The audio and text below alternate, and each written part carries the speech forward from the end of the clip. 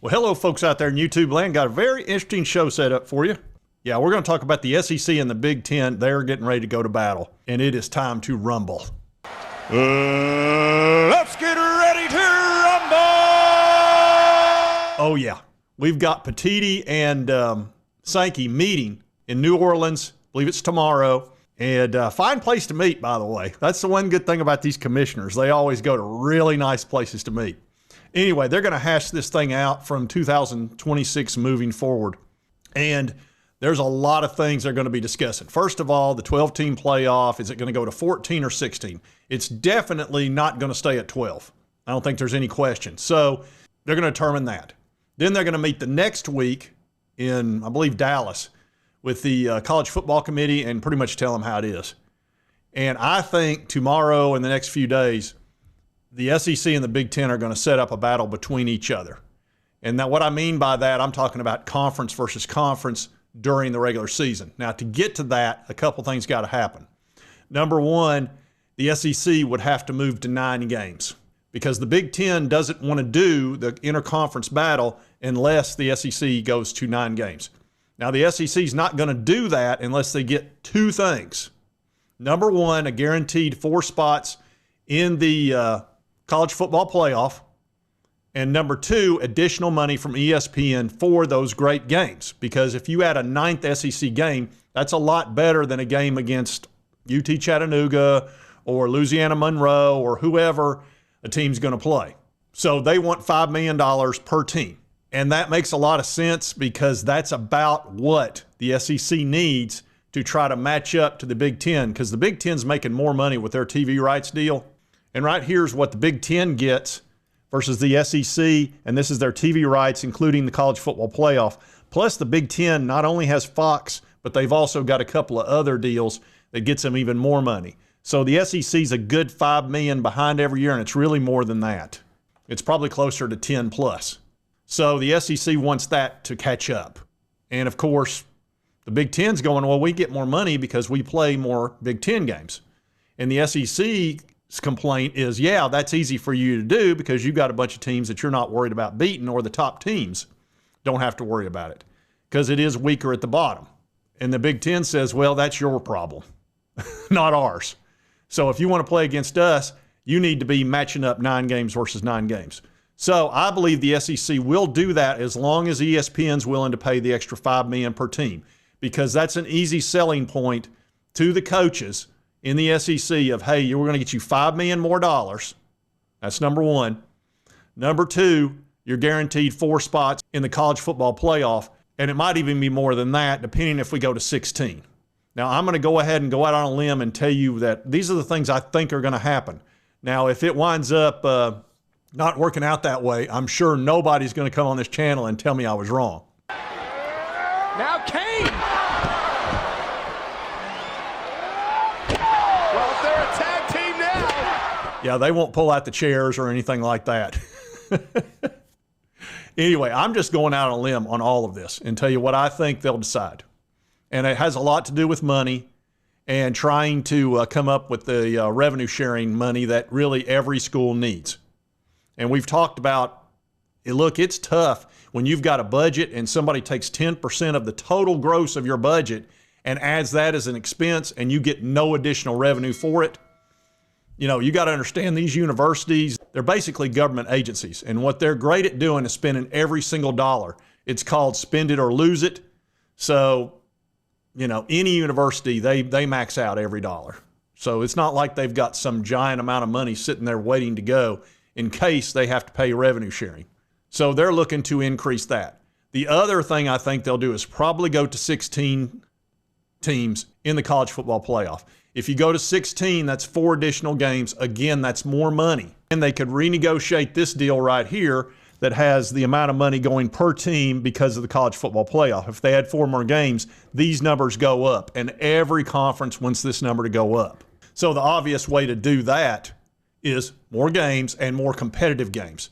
If you add a 9th SEC game, for example, that's great for the viewers. It's great for the fan bases, even though it is a concern because hey, you're adding half a loss guaranteed instead of a guaranteed win. If you play Little Sisters of the Poor, you're guaranteed a win. If you play Alabama or Kentucky or Georgia or Tennessee, you're going to lose at least half those games. So the coaches are not going to be thrilled about it, but I think they'll take it if they know they're guaranteed those 4 spots. They know they're going to get $5 million more per team, and I think they won't have much choice in this. Now, I could be wrong about this. I may end up eating crow, so to speak, but I'm going the full max on this. I think they're going to go to the 9-game SEC schedule because Greg Sankey desperately wants it, and he's going to be able to sell it by having more money.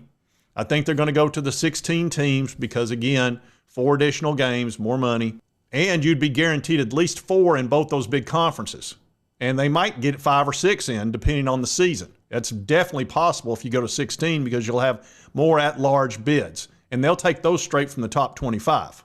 And here's the great thing about the SEC squaring off with the Big Ten. They're the 2 power conferences. And I'm sorry, ACC and Big 12, it's not that y'all don't have some great football. You've got some great teams, and you play competitive football. It's just the way the money is flowing, the best athletes are going to continue to flow to the SEC and Big Ten. That's just the way it is. And when you look at the NIL money, for example, which will be on top of the revenue sharing, do you see very many ACC or Big 12 teams in this list anywhere? Let's see. Are there any? I'm looking down through here. Clemson's there. That's it. Every other team that's big on NIL is the SEC and the Big Ten. And that's not me throwing shade. That's just the reality. Now I'm going to give you some even better news. When you square off SEC versus Big Ten, you know what they're going to do. They're going to go 1 versus 1, 2 versus 2, and they'll base it on the previous year. So you're going to end up, now we're already getting one of those this coming year, which is Texas versus Ohio State, which is going to be a fantastic first game. But every year you'll get that, plus let's say a Georgia versus Oregon, a Tennessee versus Penn State, Bama versus Indiana, or whoever was hot that year in the Big Ten.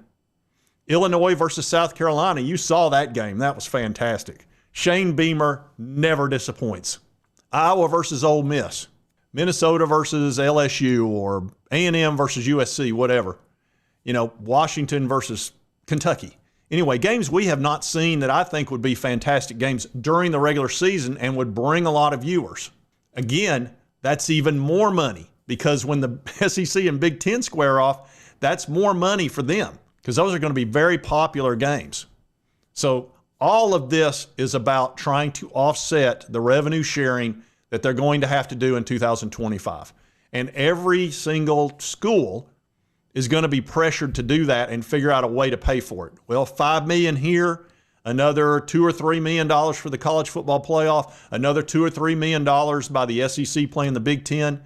You're talking real money. You're talking over $10 million for those 3 changes. Maybe as much as 15. Well, that's 3/4 of the money you need for the revenue sharing, or at least you're getting close. So the universities are going to love that. So that's why I think this is going to happen. And I like the idea of the SEC squaring off against the Big Ten.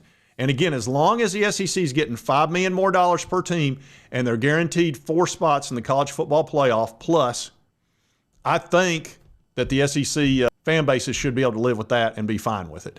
It's not going to satisfy everybody because a lot of people in the SEC feel like it's a tougher conference versus the Big Ten. And I understand that. That is changing. The Big Ten's starting to really catch up overall. They've already caught up on top end, which has not been easy for the SEC folks, me being one of them, to accept. But, we pretty much got shown it this last year. But the rest of the Big Ten can be a little bit weak at the bottom. But I think that's going to change with this revenue sharing because remember, the Big Ten, every single team, every single school is getting a lot of money, even more in the SEC. So those bottom teams ought to be able to pick it up. So anyway, that's what I think is going to happen. Again, I'm pulling some sort of Nostradamus here or Stupidamus or whatever. But I'm going out on a limb to tell you what I think is going to happen. We'll see if it plays out that way. I'm just basing on what I think the needs are and what is creating that need. Anyway, if it doesn't happen in this meeting coming up, it's going to happen at some point. Anyway, just thought I would put this show out there, talk about it. I've been thinking about it a lot over the last 24 hours. You know, we had the whole thing with Ross Dellinger, came out all of this about the college football playoff and Sankey and Petitti meeting and all of that. And, you know, they're going to decide the next few days. I'll just go ahead and tell you. They're going to make up their mind, then they're going to go to the college football committee and the rest of the conferences and say, here's what it is. And they'll complain and moan and put in their 2 cents. And then they'll say, well, this is what we're doing.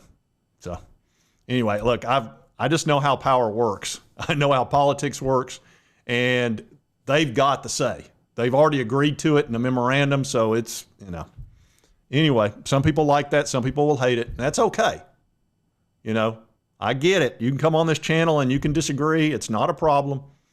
This is what I think is going to happen. Anyway, if you like this content, be sure to hit that like button. Lets me know to continue to cover all these big college sports stories. If you've not subscribed, boom, boom, boom, hit that button right there. It won't cost you a dime. Help you get my videos. And right over here is the most recent video YouTube thinks you'll enjoy. And we'll see you next time on Sports Talk Jay. I was right about the VOLS versus the NCAA. I do have that track record. How's bragging camp going?